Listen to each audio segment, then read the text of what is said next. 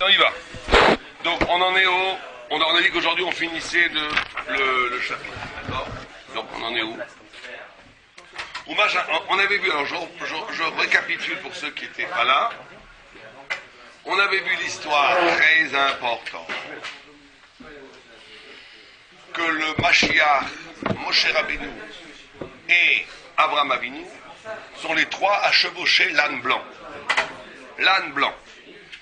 L'âne représentant la matière, on s'est demandé pourquoi un âne, pourquoi pas un beau cheval flamboyant, un dragon, je sais pas moi, on aurait pu imaginer même une créature monstrueuse et terrifiante, un oiseau terriblement puissant sur lequel le machin aurait survolé le monde. Non, un âne, c'est vraiment pas terrible quand tu vois un âne. Il y avait un roi perse qui a dit je crois que c'était à Shmuel, il lui a dit, moi qu'est-ce que c'est que ton machin va venir sur un âne? Moi je vais lui offrir le plus beau cheval de mon écurie. C'est comme si tu dis aujourd'hui le Mashiach va venir en mobilette. Attends, je lui donne une Rolls. Le milliardaire juif, je donne ma Rolls avec plaisir. On lui dit on veut pas de ta Rolls. On veut pas, on veut la mobilette. Pourquoi? Parce qu'on a vu en vérité l'idée que le Hamor a cette notion d'être simple, pachouk, de ne pas avoir de forme précise. Il est comme la matière originelle, qui est riche de toutes les formes, et que l'essence même d'Abraham, de Moshe et du Mashiach, c'est de dominer la matière. Dominer la matière, et que quelque chose qui a déjà une forme, si tu la domines, ça ne veut rien dire. Alors que si quelque chose a toutes les formes, plus quelqu'un est humble, plus quelqu'un est rien, plus il est tout. C'est le grand enseignement de ce marin. Plus quelqu'un est rien, plus il a le potentiel d'être tout. Potentiel, voilà. Voilà, alors c'est tout le problème. On a vu, il faut réaliser après le potentiel. Mais fondamentalement, alors c'est ça, vous savez que c'est très important ce que vous dites là, parce qu'il faut les deux. Vous savez que quand vous avez le Sefer Torah, il y a un Sefer Torah avec des lettres noires sur un papier blanc, d'accord? S'il y a deux lettres qui se touchent, c'est caché ou pas? Non. Pourquoi c'est pas caché? Ça enlève le blanc, ça efface le blanc. Ça efface le blanc, exactement. Non, ça ne pas du tout, c'est pas à cause du noir, c'est à cause du blanc. Le blanc lui-même entre les lettres est une écriture de Torah.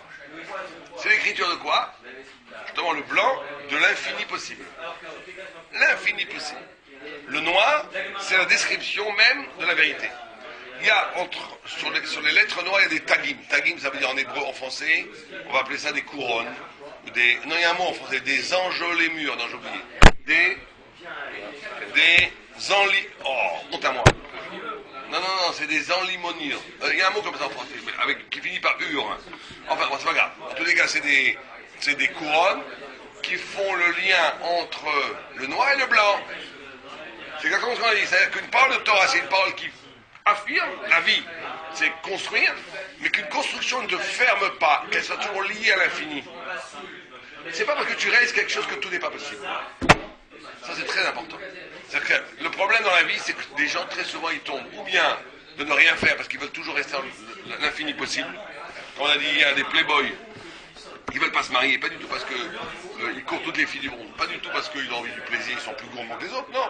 C'est parce qu'ils ont peur de se limiter à une réalisation unique. Ils veulent avoir toute leur vie l'illusion de l'éternel amour, de la renouvellement. Tout est possible quand je suis pas marié. Je peux rencontrer encore la plus belle femme du monde. Mais c'est un potentiel. Donc tu restes toute ta vie dans le potentiel. D'accord? Quand tu réalises quelque chose, tu rencontres ta femme, tu bâtis un foyer, tu fais quelque chose de magnifique, mais quelque part tu t'es coupé la possibilité. Donc la Torah est capable de faire le lien entre les deux. Dans le savoir, tu dois en même temps être très précis, construire, grandir, mais que cette construction, elle ne soit pas corollaire, parallèle à une fermeture. Il faut que la richesse du blanc alimente le noir. Le blanc, c'est quand on a une page blanche, c'est infini, mais en même temps c'est rien. Ça le problème, c'est que comme vous avez dit, c'est en même temps infini, mais en même temps t'as rien fait. Donc il faut que, mais quand tu le fais, il faut rester connecté au blanc. C'est les deux en même temps. Les deux en même temps. Et c'est les couronnes qui font le lien entre le blanc et le noir. C'est pour ça qu'il faut des couronnes. Sur la Torah, c'est elles qui font. Et d'ailleurs, Moshe Rabbeinu ne comprenait pas ce que c'est Tagim. Et Rabbi Akiva a révélé le lien. Bon, c'est tout un. On fera ça si Dieu veut. Comment? Le monde supérieur avec le monde. Mais vous savez que la Magen David, il y a beaucoup de discussions. Hein. On croit que c'est une origine pas juive. Le symbole juif, historiquement, il n'y a pas de texte dans la Magen David. Chez nous, il n'y a rien. Il y en a qui disent que c'est des trucs qui viennent, on ne sait pas comment ça nous arrive sur la tête. Il y a une seule vue, j'ai oublié qui dit que c'est un signe de David Amelech. C'est pour ça qu'on Ah oui. Mais ça a l'air fantaisie, c'est pas, à première vue, historiquement, l'étoile de David, c'est pas l'étoile de David du tout. C'est un truc qui est arrivé à peu près 800 ans. Mais Après la ville d'Amelech? bien après. Il a dit que sous le drapeau marocain, il y avait l'étoile de David avant. Le drapeau marocain, c'était l'étoile de David, avant que ce soit l'étoile marocaine. Mais beaucoup de gens disent que les Marocains étaient des... Non, avant, il y a très longtemps, c'était une étoile de David. Après, ils ont perdu une branche. C'est possible que ce soit d'origine juive, les Marocains. Que les peuples là-bas, il y a beaucoup de juifs mélangés. Et en Tunisie aussi, par exemple, il y avait la reine de... Comment elle s'appelle cette reine-là? Une reine juive. La Kaina. La Kaina, qui est une juive, qui a converti énormément de musulmans qui sont revenus après l'islam et qui étaient convertis quand même. Donc ça veut dire qu'il y a beaucoup de neshamot juifs là-bas. C'est pour ça qu'il y en a plein qui sont sympas. Quand ils sont là-bas, dès qu'ils viennent ici, c'est des diablotins. Mais même en Occident, dans ce cas-là, il y a des Neshamot juifs partout. Il y en a plein. En Espagne, il y a la moitié de la population qui a une origine juive. La moitié. Une origine, ils ne sont pas juifs al-Pialacha. Et certains sont juifs al-Pialacha, il suffit merde. Il y en a plein. En Espagne, c'est énorme. C'est pour ça que les Espagnols, ils sont antisémites. Ils ont été très antisémites. Mais ils ont été tellement mangés avec les Juifs que quand Hitler il a demandé, il a dit pas du tout, ils ont dit Franco, il a eu une bracha. C'est un dictateur qui a vécu jusqu'à la fin de sa mort, lui. Parce qu'il a dit, moi, j'en jamais mes Juifs. Et les rabbinim là-bas l'ont béni, il a vécu jusqu'à... Tranquille. Bon, on y va. Donc, on a dit cette notion de domination du Chomer. D'accord? C'est la qualificative premier de Abraham, du Mashiach et de Moshe. Et on avait dit que les trois, pourquoi est-ce qu'il fallait un âne partagé par les trois? Pourquoi est-ce qu'on n'a pas fait 3 ânes? Parce qu'on a dit que justement, le travail qu'on vient de parler de la Tsura et le Chomer se reproduit aussi que chacun est absolument unique, chacun a une dimension unique, chacun d'entre nous a ce qu'on appelle Ma'alat Madrigato, c'est-à-dire chacun d'entre nous a quelque chose qui est, j'aime beaucoup cette phrase, Nivdal Miacherim. Chacun d'entre nous a quelque chose qui est séparé des autres. Ce qui n'est qu'à toi. Mais en même temps, il y a une autre notion que tu dois... qu'on est en même temps tous ensemble dans un projet. Parce qu'un homme, il doit avoir 2 dimensions. Une dimension où il a une vie singulière. Qu'est-ce que tu fais pour devenir toi un sadique? Qu'est-ce que tu fais pour devenir toi un tamid chacham? Comment tu exprimes ta singularité de façon absolue? Mais deuxième chose, que tu dois faire partie d'un corps glorieux qui s'appelle le corps d'Am Israël. Les deux en même temps. Et que si tu manques un des deux, t'es pas un homme. Un homme qui serait qu'un instrument du peuple, bien sûr que t'es un tzaddik. Mais il fait que, je sais pas moi, il y a eu des gens comme ça. Il y a eu des gens, ils ont donné toute leur vie à Am Israël. C'est des grands tzaddikim, hein. Et d'habitude, d'après moi, ils ont aussi reconnu quelque chose, je sais pas. Mais il y a des gens, ils ont été baptêmes, même des chilonim au début de la création de l'État d'Israël. Aujourd'hui, c'est malheureusement de plus en plus rare. C'est pas incompatible. Au contraire. En se donnant, on se réalise nous. Tout à fait, mais il ne faut pas oublier cette notion-là. On peut très bien à un moment donné oublier être instrumentalisé par son propre investissement spirituel. Il faut les deux. Au début de l'État d'Israël, il y a des gens qui étaient en Allemagne, qui auraient pu vivre une vie magnifique. Ils sont venus en Israël, ils ont vécu dans les marécages, ils ont asséché les marécages, ils ont fait des kibboutz, des chilonim. Mais ils avaient cette dimension de classe. Et malheureusement, en Israël, aujourd'hui, ça se perd de plus en plus. Enfin bon. Mais en tout cas, il faut les deux. Il faut toujours les deux en même temps. Il faut la notion de klal, la notion de prat. Tu es un individu irréductible qui est singulier. Tu dois pouvoir te dire Bishvili Nivra Olam. Pour moi, est créé le monde. Bishvili Nivra Olam. Pour moi, est créé le monde. Ça veut dire que mon aventure spirituelle est tellement singulière qu'elle justifie la création de l'univers entier. Je suis moi exceptionnel tellement que ça vaut le coup qu'on ait créé l'univers entier rien que pour moi. Je suis un destin absolument magnifique. 1. 2. Je suis un partie du corps d'Israël et je travaille pour un Israël. Je ne suis pas juste moi je suis rien. Et les deux en même temps, ça le tzaddik. Les deux en même temps. D'accord? On en était là. Ve'en ata tzair lomar kol klal ki ze החמור היה חמור חשוב יותר, או שהיה בו חוכמה ודת מצד עצמו. שאתה צריך לומר שיש חשיבות כלל בחמור הזה. רק שכך ראוי לפי המציאות שהיה מסודר להם, מבין השמשות חמור זה, שהוא לצדיק הנבדל, רוכב על החומר העולם, ופירוש זה ברור. Il te dit, d'après mon explication du Maral, il n'y avait pas besoin de dire que cet âne avait des pouvoirs magiques. C'est un âne. C'est un âne normal. Et pourquoi il a été créé au 6e jour? Juste parce qu'il fallait qu'il y ait le symbole de la matière qui soit là prête pour que Abraham Avinu, Moshe et le Mashiach chevauchent, on a dit chevaucher, c'est l'idée de contrôler en étant séparés. C'est très important cette idée, qu'il y a une façon de contrôler la vie en étant complètement faisant corps. C'est un mauvais contrôle. Il y a une autre façon d'être séparé sans avoir aucun rapport avec le réel, c'est un mauvais.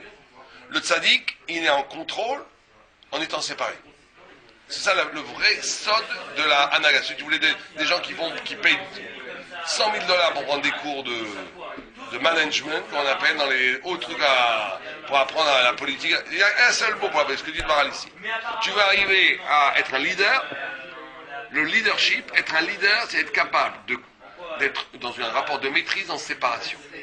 Ça veut dire que en même temps, tu n'es pas, en même temps, tu es connecté avec ce qui se passe.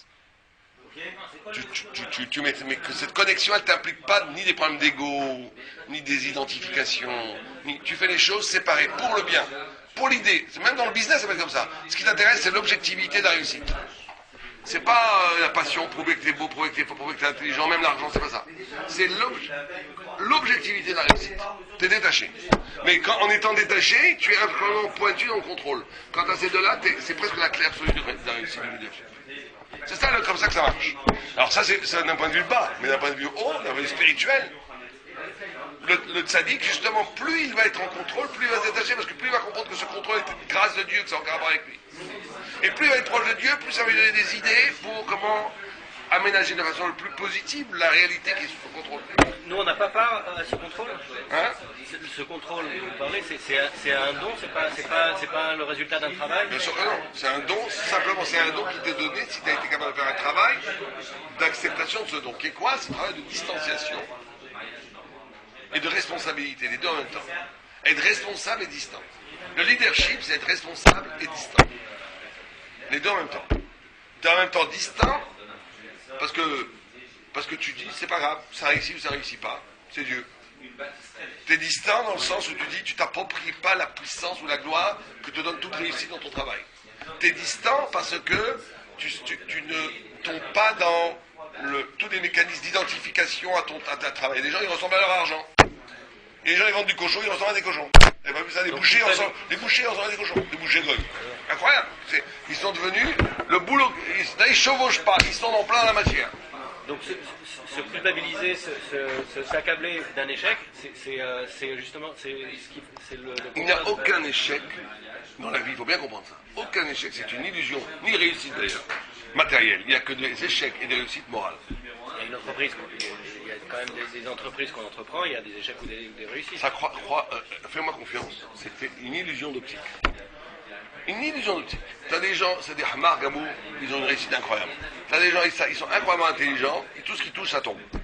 C'est pas normal. Ça n'a aucun rapport, c'est une la Gemara, elle dit. La Gemara, elle dit que tout ce qui est business, c'est mina shamaim, ça n'a aucun rapport avec toi. Tout ce qui est Torah, c'est lié à toi. Si tu veux, la Gemara, elle dit, si t'as, il a travaillé, il a réussi, crois-le. Il a compris la Torah sans travailler, il ne croit pas. Il n'a pas compris, alors qu'il a essayé, il ne croit pas. Celui qui veut vraiment, il arrivera. Elle m'a dit, quand est-ce qu'on parle de ça, de Torah? Ah bah, par matière, dans le business. Dans le matériel, on ne peut pas appliquer ça. Ça rien du tout, ça marche pas comme ça. C'est que Hachem. C'est que la bracha. On prie pour la parnassa. Il y a un seul d'autre, on va faire le fou. On te dit, Dieu il protège la vie. Mais si quelqu'un il saute du 10e étage, alors celui qui prend tout l'argent qu'il jette par la tête, ça s'appelle. Il y a des fois dans la vie, tu fais des choses, là, oui, c'est un échec moral. Où les gens, profondément, ils vont à leur perte financièrement. Pourquoi? On ne sait pas. Il y a des joueurs. Moi, je connais un ami, il a gagné au poker, on parle de ça il y a très longtemps, l'équivalent de 65 millions d'anciens francs. Pas mal à l'époque, hein. Je parle de ça il y a 15 ans. Au poker. Le lendemain, il est parti jouer, il les a tous perdus. Faut être, là, c'est pas Mina Shamaïm, c'est lui le remar, c'est à cause de lui. T'es idiot, quoi. T'as gagné, à l'époque, 67 millions il y a 15 ans, c'est comme aujourd'hui 300 000 euros. Tu gagnes 300 000 euros, mets 250 000 à la banque, va jouer tes 50 000 si t'es un passionné. Mais de tout jouer le lendemain, t'es un feu. Ça veut dire que là, c'est ta faute. Là, Hachem, il se retire, Mistama. Il dit, tu vas être un idiot, soit un idiot jusqu'au bout. Mais sinon, tout ce qui est réussite et pas réussite, c'est Minacham. C'est pour ça que c'est très important, si on veut s'attirer la bracha dans la vie, pour la part ça, c'est très simple. Hein. C'est sa femme. Pour ceux qui est marié. Rendre heureux sa femme. Être gentil avec sa femme. La femme, c'est la bracha, c'est la femme qui amène la bracha. C'est comme ça que ça marche. Si la femme est malheureuse, ça n'amène pas de bracha. Comme ça, c'est la leçon de donner une bracha à la femme. Et la zdaka, bien sûr. Le maaser. On va leur dire. Alors, celui qui n'est pas marié, on va leur dire. Il ne fait que s'il veut se marier. Alors là, s'il veut se marier, au moins il dit, je serai gentil avec ma femme. Ok, on y va.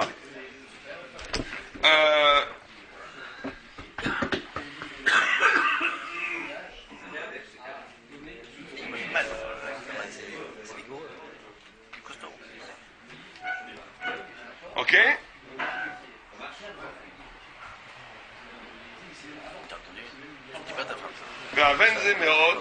Ok, on a dit ça. ואין הפירוש שנברא והיה חי כל זמן מזמן שנברא העולם עד זמן אברהם הוא מושבע. Oh, alors lui il veut dire, regardez ce qu'il dit, moi je croyais pas que c'est comme ça. D'après vous, il a vécu combien de temps cet âne? Jusqu'à Mashiach, normalement. Il dit non. Il dit, la pirouche, ça ne veut pas dire qu'il y a eu un âne spécial qui a été créé il y a 6000 ans et qui est encore vivant et qui est dans une étape qui attend le Mashiach. Le pauvre âne. Imagine l'âne depuis 6000 ans attend le Mashiach. Nous on l'attend. Il en peut plus. Azman Shabraham, pas du tout. Chez la Marclad. C'est pas ça du tout.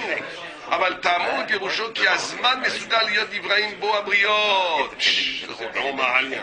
C'est l'abstraction maralienne. Ça, tu dis ça à d'autres rabbinim pchutis, ils disent ah non, ils diront ça c'est pas la philosophie. Nous c'est un vrai âne. Ils disent non, ça veut dire que c'est à l'origine du monde a été créé ce concept d'une matière inerte qui doit être chevauchée par la maîtrise d'Abraham, Moshe et Mashiach. C'est pas un âne précis. C'est pas un âne précis. Quand j'ai un koyom beyom, c'est-à-dire qu'il dit que ça fait partie de l'être, ça fait partie de l'histoire de l'univers, que la matière essentielle, qui n'a pas de forme, qui est riche de toutes les possibilités, soit contrôlée par le tzaddik. C'est le tzaddik des tzaddiks qui contrôle une vie qui est riche de toutes les possibilités. Si le tzaddik contrôle une vie qui n'est pas riche de toutes les possibilités, c'est pas un vrai, c'est un tzaddik, mais partiel. Imagine que dans ta vie, tu ne vas comprendre que l'agmara, que le pshat, mais que tu t'es fermé à des horizons de Kabbalah, des horizons poétiques, des relations humaines. Donc tu as réduit ton possible qu'à l'intelligence logique, on va dire.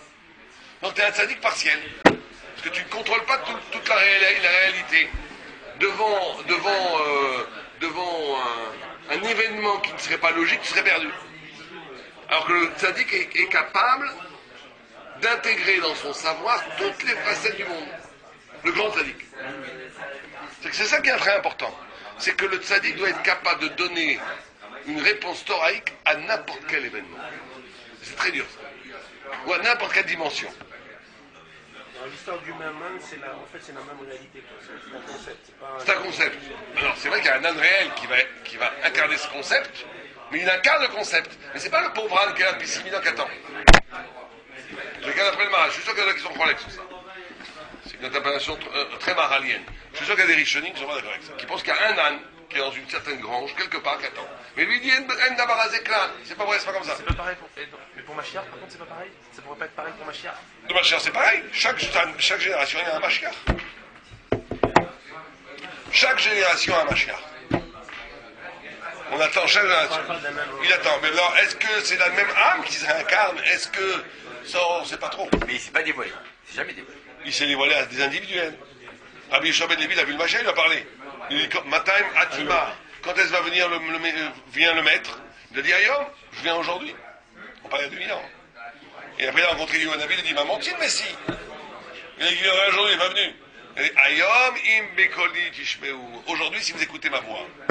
Quand il m'a sonné qui dit que le gras, il pensait qu'il était le Mashiach, ça n'est pas le gras? Le gras, il pensait que c'était le Mashiach? Non. Jamais. Tu confonds le gras et un certain rabbi à New York. Non, c'est pas du tout. Non, il y a à chaque génération, il y a un Mashiach. Il y a un Mashiach à chaque génération. C'est qui le gras? Le gros, c'est le Gaon de Vilna, Ravel Yaou. On l'appelle le Gaon. Le Gaon à 6 ans, il connaissait le chasse, par cœur. À 8 ans, moi j'avais du mal à croire ça quand j'ai vu Rabbi Yoshua Cohen, qui est un de mes amis, qui connaît tout le chasse comme, mais vraiment par cœur, tu vois que ça peut exister. Le Gaon, moi ce qui m'a beaucoup impressionné l'histoire du Gaon, c'est qu'à 9 ans, il est parti jouer avec des chevaux. Des chevaux comme ça, et les chevaux sont passés des forains, il est sorti, son rabbi pré-rabbi, il avait un rabbi pré-rabbi, privé. Il lui dit, toi le Gaon qui étudie déjà énormément à cette époque, comment tu vas jouer avec des chevaux? Il lui a répondu, si je joue pas à 9 ans avec des chevaux maintenant, je vais le payer plus tard, je vais avoir un manque affectif en tant qu'enfant. Imagine qu'un enfant de 9 ans qui dit ça. Et qu'il n'y avait pas la psychanalyse à l'époque, c'est-à-dire qu'il n'y avait pas ces concepts-là déjà. C'est-à-dire qu'il avait intégré, alors il s'en fichait de jouer lui. Mais il devait donner une part à son Yatsara de jouer. Parce que si je ne peux pas jouer maintenant, je vais avoir une frustration quelque part qui va m'empêcher de bien leur nez quand j'aurai 30 ans. C'est un niveau incroyable. Il dormait que 2 heures par jour. 4 demi-heures. Il étudiait 22 heures par jour. À Kippour, il pleurait toutes les larmes de son corps parce qu'il avait calculé à la seconde près qu'il faisait 18 minutes de Bitul Torah par an. 18 minutes de Bitul Torah, il étudiait pas la Torah par an. Et il pleurait, il faisait tchouva de tout son corps. Il mangeait parce qu'il voulait pas perdre de temps, une grosse boule de pain complet, comme ça, trempé dans un bouillon. Il faisait moitié des réveils, loup, tac, tac, ça prenait 1 minute et il étudiait. Yom Belaya, c'était une lumière intense de Torah, Ensof. Pas de femmes, pas d'enfants. Il y avait des femmes, plein d'enfants. Shabbat Soir, Mistama, il a vu ça. Bon, c'est vrai que ça nous paraît inhumain. Ça, il n'avait pas vu depuis 30 ans, ou je ne sais pas quoi. Il a dit Cherkianou, ou bien Mechaïa Messim. Il a parlé 1 minute, il est parti tout de suite. Pas le temps de faire des discussions. On continue un peu là-haut. Et quand il est nifta, il a pris ses tzitzit, il a dit je quitte un monde qui avec un copec on peut acheter des tzitzit. Il pleurait. Là-haut c'est fini. Bon, ce qu'on a fait, on l'a fait. Il n'y a plus rien. Enfin, il y a tout, mais c'est que du résultat, il n'y a plus d'acquisition là. Le grand Gaon. Donc on y va. Lui il a fait galoute lui quand il était jeune. C'est très important. Il traversait, il y avait une grande tradition qui s'est perdue aujourd'hui. C'est que s'exiler, c'est-à-dire que tu prenais un sac à dos, tu allais à la forêt, tu dormais à la forêt, tu te faisais l'exil, parce que la Shrina est en exil, c'est comme si tu accompagnais la Shrina en exil, et tu partais, et c'était une grande capa. Et un jour il est arrivé dans un village, et il est arrivé dans un village où il y avait une famille tellement pauvre, que ma femme, elle travaillait dans une boulangerie, son salaire c'était quoi? Elle avait le droit de prendre le reste de Hametz sur les, comment on appelle ça, sur Les fours. Ouais, les restes de la pâte dans les fours, les trucs. Autour des fours. Non, pas avant les fours, sur les. Ah ouais, ce qu'on n'emmenait pas au four, elle prenait cette pâte, elle en faisait une challah chez elle. Et lui, il avait le droit, il travaillait à la boucherie, il avait le droit aux pâtes et aux têtes. C'est ça leur salaire. Et le gars est arrivé dans ce village, ils l'ont vu que c'était un juif, ils ne savaient pas que c'était le gars, ils l'ont invité à manger. Il a dit non, un sourd. Il a dit on n'a pas le droit de. Les notes, mi seuda de notes maspeket. On n'a pas le droit de profiter. Si quelqu'un vous invite qui n'a pas assez à manger, vous n'avez pas le droit d'aller manger. Elle lui a dit qu'est-ce que tu racontes? Il y a assez à manger pour toi largement. Bon, le gars lui a accepté, il a passé Shabbaté. Il a dit qu'il n'avait jamais mangé de sa vie. Cet homme-là, dès qu'il pouvait étudier le coupeur de poulet, là, et la femme, c'est une salle qui est incroyable, ils étaient d'une pauvreté incroyable, toute leur vie c'était Torah. D'ailleurs, après, ils n'avaient pas ils ont invité les riches du village, ils n'ont pas invité le gars. Ils l'ont invité lui. Le gars il a témoigné de ma vie, il dit je n'ai mangé une soupe aussi, on aurait dit le tams du Shamaïm. Et le pain était une challah la meilleure que j'avais goûté de ma vie. Comme ça. Il a dit il y avait une ambiance céleste du Shabbat. Voilà des gens nifdal. C'est très facile à dire, mais c'est très dur à faire. Quand tu vis dans cet état de misère. Il reste avec un doigt sur la barbe pendant le Shabbat, non? Parce qu'il a fait son Ouais, mais même ces gens-là, simples, étaient nifdal. Parce que normalement, un homme normal, quand il vit dans une telle misère, il se laisse aller. Il se laisse aller. Affreux, sale et méchant. Mais pas du tout. Le juif, il est capable d'être nifdal, même si il n'est pas conditionné par l'économie. D'ailleurs, c'est ce qu'a vu Boaz dans Ruth. Ruth, qui était pourtant pas une juive, elle avait tout perdu, elle était princesse. Quand tu es princesse et que tu deviens une mendiante, c'est très connu, hein. Il y a eu des études qui ont été faites, ça pousse à un laisser-aller terrible. C'est-à-dire que quelqu'un qui est né mendiant, qui est né paysan, il va garder une certaine dignité. C'est son monde, il a sa culture, il est paysan. Mais quelqu'un qui était prince, qui devient paysan, il devient pire qu'un paysan. Parce qu'il a plus de dignité, il a perdu son armature sociale. Il devient pire que tout. Bien sûr, c'est la zaka. Mais Ruth, quand il a vu qu'elle s'est penchée comme ça avec classe pour prendre le blé, C'est la tignoute. non, il a vu qu'elle ne s'est pas laissée aller. Elle avait encore la place d'une princesse, alors elle n'avait plus un sou. C'est une princesse avant. Et ben Boaz, il a dit celle-là, elle est exceptionnelle. C'est ça qu'il a compris. C'est-à-dire que quand tu arrives à rester noble, alors tu n'as plus les attributs sociaux de la noblesse. Tu n'as plus la classe. C'est facile d'être la reine d'Angleterre, tu as 36 ministres, des gens qui te maquillent. Là, non. Tu restes la classe de la reine d'Angleterre, tu n'as pas un sou. Elle a dit celle-là, c'est une grande femme. Et c'est pour ça que c'est Malchut. Malchut, c'est la mère de la royauté, parce qu'être roi, c'est ça. Être roi, c'est d'être roi sans le... Parce que tu es roi, pas parce qu'on te fait roi. La notion d'être noble, même si tu as tout perdu. Ça, c'est la grande classe. Les Juifs font ça. Par exemple, le Guggenheim, dans Guggenheim, moi j'avais lu un article qui m'avait beaucoup touché, le témoignage de la mort de Guggenheim. C'est Guggenheim. Guggenheim était un immense industriel dans le Titanic. Il a laissé tout le bon passer, il a bu son whisky, il est mort. C'est incroyable. Moi, vous avez lu ce livre-là?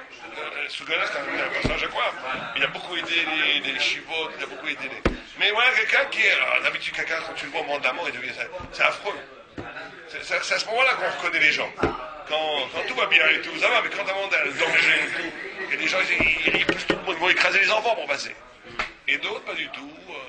C'est à ce moment-là où tu vois si quelqu'un est nifdal ou pas. S'il est séparé ou pas. S'il est en soi noble, ou s'il est noble parce qu'on a mis des costumes de noblesse sur la tête. On a vu dans les controverses, c'est très difficile. Vous savez qu'à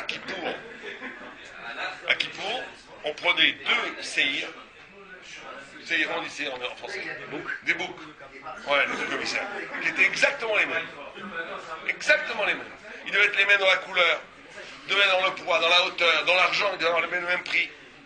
Et on tirait au sort, un allait la Hachem, Khatat la Hachem, c'est un korban Khatat, et l'autre allait la Azazel. Et le paradis, ça, il pose la question, il dit comment ça se fait que les 2 choses qui sont le plus différentes, il n'y a pas de plus grande différence dans la Torah que Hachem et la Azazel. Il n'y a pas plus grande différence. Ça passe directement par un travail de ressemblance. Puisque le Kohen, qu'est-ce qu'il devait faire? Il devait faire que c'était la même chose, même couleur, même argent. Comment c'est que la différence, que l'apparition de la différence, elle doit passer par un avodin, un travail de dimayon, de ressemblance. Parce que toi, en tant que Kohen, qu'est-ce que tu fais? Tu vas faire qu'ils se ressemblent, pas qu'ils ne se ressemblent pas.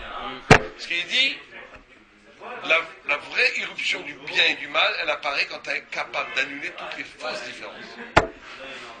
Toi, tu crois que lui, il est gentil parce qu'il a un chapeau et une barbe, et que l'autre, c'est un affreux parce qu'il a une boucle d'oreille dans le nez ou dans la langue. Toi, tu crois que celui-là, il est gentil. Tout ça, c'est les fausses différences. Il faut tout annuler, tout dépouiller. Quand tu es seul face au bien et au mal, on a vu, pour donner un exemple de ça, dans les camps de concentration, dans les lignes. Tu as des gens qui, avant la guerre, paraissaient très bien. Et on peut pas les juger, bien entendu. Et tu avais des gangsters, carrément. Et dans les camps de concentration, ils étaient tous en pyjama. Il n'y a rien à manger. Il y en a qui ont volé celui qu'on croyait qu'il était très bien, il a volé le pain à l'enfant. Et celui qui était gangster, il ne pouvait pas voir les enfants souris, il donnait son pain aux enfants. À ce moment-là, il n'y a plus de baratin. C'est quand tu es dans la vraie situation qu'apparaît, c'est quand tout est annulé, toutes les fausses dissemblances qui sont liées à des choses extérieures sont effacées, là apparaît le vrai visage. Le vrai visage absolu de l'homme. Sur un terrain de foot, c'est pareil. Hein. Quel amour sur un terrain de foot, c'est pareil. Comment? Tout le monde est pareil sur un terrain. Le type, le machin et tout, t'es très bon, type machin. Il y a des gens très très bien, vous les mettez sur un terrain de foot, ils insultent les autres. Tu veux dire que c'est à un moment donné où se ressortent tes vraies midotes? Ou bien à Kippour, à la fin, il a. Pour la fin. Ouais, Je veux dire quoi en fait. Ah, non, c'est vrai. D'accord. Très bien, finissons ça. Oh. Ve'aben zemeron. Oh. D'accord. Donc il te dit, ça n'a pas besoin d'être mais que chaque jour, depuis le jour de la création, ומאחר שאילו ג' הצדיקים היו צריכים לחמור מפני שהיו רוכבים על החומר העולם, et que ces trois sadikim maîtrisaient la matière, c'est pour ça qu'au début de la création, il fallait créer un âne ben hashmashot qui soit la symbolique d'une matière qui se matérialise. Et il dit qu'on... Le moussad de Ben Hashmashot, c'est pour dire que c'est ni jour ni nuit. Ouais, pour dire que non, c'est au-delà de l'être. C'est pas encore rentré dans le temps. C'est la gestation du temps. C'est l'avant-temps. Ou le pré-temps. ותבין גם כן למה אלו שלושה מיוחדים ליזהר לחומר. כי זה יש שלושה כוחות באדם. On dit maintenant pourquoi est-ce que ces trois, on a pris Abraham, Moïse et le Mashiach. Ils disent que ces trois ils sont spéciaux. Pourquoi parce qu'il y a trois forces dans l'homme, trois forces particulières dans l'homme. D'accord? Et qui ne sont pas mélangées au corps. C'est quoi ces trois forces? Et ces trois forces ont des endroits différents. Un dans le cerveau, l'un dans le cœur et l'autre dans le foie. Ok? Ouais. הרב בפרשה זה תישא פרפר שאלו שלושה כוחות נקרא חוכמה, בינה ודת. חוכמה dans le cerveau, bina le cœur, dat dans le foie. Bon. לפי זה יהיה חוכמה מתייחס לאברהם. D'après ça, la חוכמה est dans Abraham. Mashaya Abraham, Massi Bedato, parce qu'il a découvert Dieu de lui-même, Chochma. Il a Koachma, la questionnement, il a questionné d'où vient le monde. Il est arrivé à Dieu. À partir de rien. À partir de rien. C'est lui qui est monté à Dieu ou c'est Dieu qui est descendu à lui? Non, au début c'est lui, après Dieu est descendu à lui. Par déduction. D'accord? Oh. Amrou Sheushte Klayota, il a dit que la Gemara dit d'où il a joué la Torah? C'est votre question. D'où il a joué la Torah, Abraham? Il a dit qu'il a pris ses reins, Benaselo Keshne Rabanim. Il a pris ses reins, ses deux reins, il en a fait des Rabanim. Vous savez quoi faire de ses reins des Rabanim? C'est-à-dire qu'il a compris à partir de lui-même la Torah, à partir de son âme, à partir de l'écho, de la trace, de l'écho de l'origine, de la voix qu'il a créée en lui. Il a découvert la vérité à partir des fibres de l'ADN de son origine créative. Sa spécificité, c'est la Torah. Après. Depuis Adam, il y avait une masse. Non, mais lui, il a découvert. Non, mais c'était perdu. Lui, il a découvert Dieu. Ou Bina, ok, Bina, il le met à Mashiach. C'est marrant. Moi, j'aurais dit Bina, ok. Bina, c'est Mashiach. D'accord? Pourquoi? Bina, Ruach, Dat, Virat Hashem, Vedat, le Moshe Rabbeinu. Donc, on a Abraham, c'est Chochma. Mashiach, c'est Bina. Dat, la synthèse, c'est Moshe Rabbeinu. Et c'est pour ça qu'ils étaient, ces trois, la Chochma, l'intelligence, elle doit une vraie intelligence, c'est la capacité de s'arracher au processus de la matière. Bina, c'est la compréhension des choses dans les choses. C'est pas juste t'as compris quelque chose, c'est que t'as compris le raisonnement. Voilà, l'écho dans la vie d'Abraham et Tordava, l'écho des choses à l'intérieur des choses. Le dat, c'est Ruach HaKodesh. C'est quand tu es capable de faire le lien entre la Chochma et la Bina. C'est-à-dire entre la structure intellectuelle du monde et l'écho poétique qui habite chaque chose à l'intérieur. Quand tu fais le lien entre les deux, quand tu es un mathématicien, philosophe, poète, Abdil, mais c'est pour nous faire comprendre à nous, dans la Torah, c'est à ce moment-là où tu as date. Là, tu as Ruach HaKodesh. Tu arrives à l'unité de la vérité. Parce que celui qui est que dans la structure d'intelligence, c'est bien, mais il est que la Chochma. Celui qui est que dans l'intuition de comprendre l'intelligence intérieure, mais qui ne comprend pas comment ça marche. C'est bien, mais il n'a pas la vraie Chochma. Quand tu as les deux en même temps, l'union des deux, tu es dans le vrai savoir. C'est date. D'accord? Oh. אמנם מצאתי כי בחרתי המוח שם שהכוח הזוכר, שבאמצע המוח כוח המחשב, והוא הנקרא כוח השופט, והשופט של הדברים יקבל הדמיון, המרכיבים ומפרידים זה בזה לשופט עליהם, ומקודם מן המואר שהם כוח המקבל החוכמה כך מצאתי. והנה תמצא כנגד אלו באדם הכללי, שהאדם הכללי הוא כלל בני אדם שהם כאיש אחד, אברהם כנגד כוח הזוכר.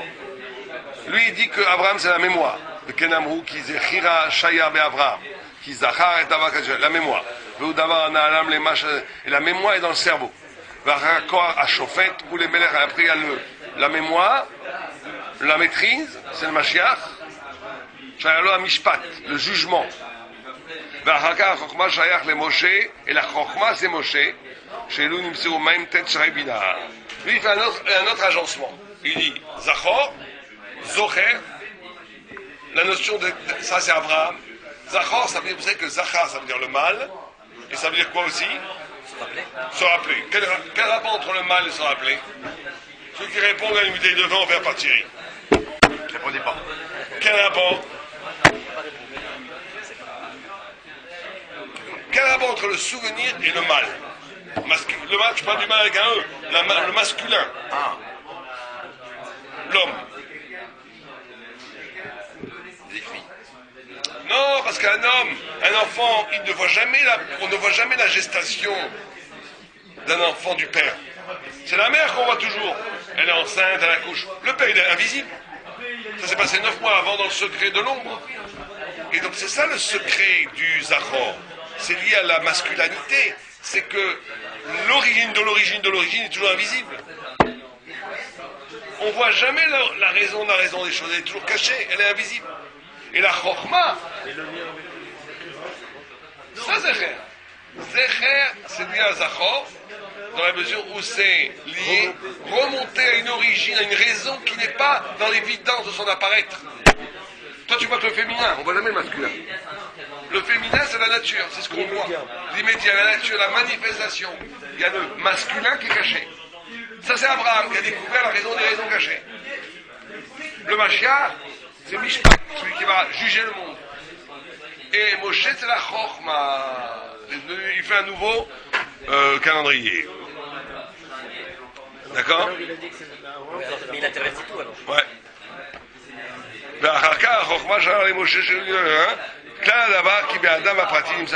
dit après, c'est pas grave comment tu fais. L'important, il dit là-bas, c'est qu'il y a 3 kohot d'Ivdalim, il y a 3 choses séparées dans l'homme. Chokhmah bin Avedat, qu'on pourrait voir aussi comme souvenir, maîtrise et intelligence. Et qu'il est très important que chacun de nous sache faire vivre ces 3 éléments.